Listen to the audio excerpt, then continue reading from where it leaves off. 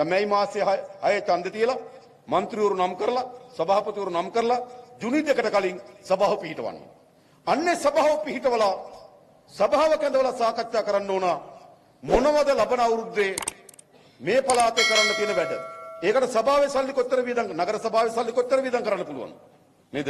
ප්‍රාදේශ සභාවෙන් කොච්චර වියදම් කරන්න පුළුවන්? මධ්‍යම ආණ්ඩුවෙන් කොච්චර ඕනද? ඒක අපිට එවන්න. ඒක දිසි සම්බන්ධීකරණ කමිටුවට අරන් ගිහිල්ලා මේවා තමයි අපේ වැලිගමට කියන යෝජනා ටික කියලා ඒකෙන් අනුමත කරලා හෙට එවන්න. ඒතර අපි සල්ලි ටික එවන්න. හැබැයි යෝජනා එවන්න කවුද කියලා බලනවා. එයි මේ ප්‍රාදේශ සභා නගර සභාව තියෙන්නේ ජාතික ජන බලවේගය අත නම් අපිට යෝජනා ගැන සැකයක් නැහැ. වෙන ආයතනන් තියෙන්නේ. දන්නවනේ යාළුවෝ වැඩ කරන විදිය. පාරට කොන්ක්‍රීට් දාන්න කියනවා වැඩි යන්නේ කොහටද? ගෙදරට. එහෙමයි බෑනේ. එහෙමනු සල්ලි දෙන්නේ නැහැ. ඒ නිසා එතකොටත් මොකද කරන්නේ? එහෙනම් හොරකම් කරන්න සල්ලි දෙනවද? මධ්‍යම ආණ්ඩුවෙන් හොරකම් නැතර කරලා නාස්ති නැතර කරලා ආර්ථික හදලා එකතු කරගන්න සල්ලි ප්‍රාදේශ සභාවට එවනවා හොරකම් කරන්න. එවනවද? එවන්න ඕනද? එවන්නේ.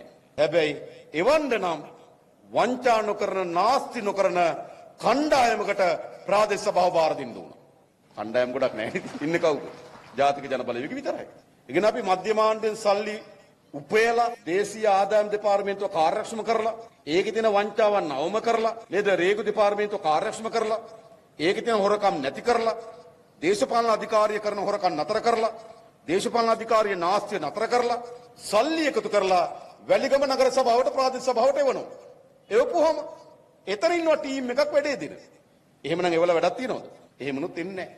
හොරකම් කරන්න ඉවන්නේ අපි ඉතුරු කරලා හම්බ කරලා මෙහෙට එවන හොරකම් කරන්න. ඒ නිසා තමයි ප්‍රාදේශ සභාව බාර දෙන්න ඕන. වැඩේ හරියට කරන යෝජනාව ආපුවාම වැඩිය කියවන්න නැතුව යෝජනාව අනුමත කරන්න පුළුවන් විශ්වාසයක් අපිට ඕන. ඒක තමයි මේ ප්‍රාදේශ සභාවෙන් කරන්න ඕන.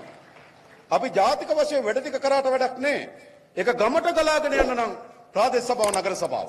නිසා ජාතික වශයෙන් වෙන් කරන මුදල් එක්රැස් කරගන්න මුදල් ප්‍රාදේශ සභාවට නගර සභාවට එවන්න ඒවා පරිස්සම් කරලා නගර සභාවේ ප්‍රාදේශ සභාවේ වැඩ ටික කරන්න ජාතික ජන බලවේගයේ කට්ටිය තමයි මේ සැරේ නගර සභා ප්‍රාදේශ සභාව පුරවන්න ඕන උන්ට.